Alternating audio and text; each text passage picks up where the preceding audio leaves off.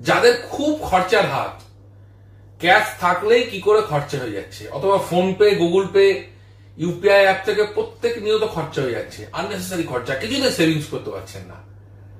আপনারা ফোনের ব্যাক কভারটা আর আপনার যে পার্স, মানি পার্স, এই দুটোর কালারটা জেনেছেন কি? এই দুটো কালার কি আছে একটু মিলিয়ে দেখুন তো। আপনার মানি পার্সের কালার ব্ল্যাক কিনা? সব রাশি, সব নক্ষত্র, সব লগ্নের জন্য বলছি।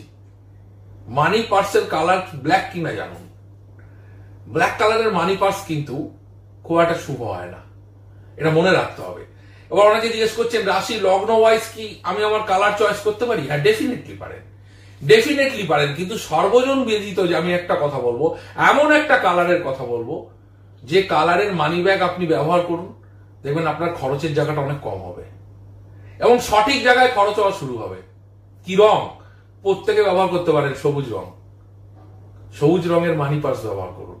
এবার ফোনের যে ব্যাক কভার, বহু লোককে আমি দেখেছি ব্যাক কভারটা কিন্তু ব্ল্যাক করে রেখেছে, ব্যাক কভারটা খয়েরি করে রেখেছে। লেদার যারা কেস ইউজ করেন, খয়েরিটা কিন্তু রাহুর কালার, অতিরিক্ত খরচা করাবে। এই জায়গাগুলো নজর রাখতে হবে।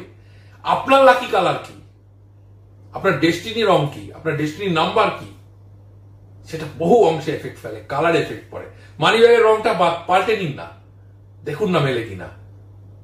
সকলে ভালো থাকবেন, নমস্কার।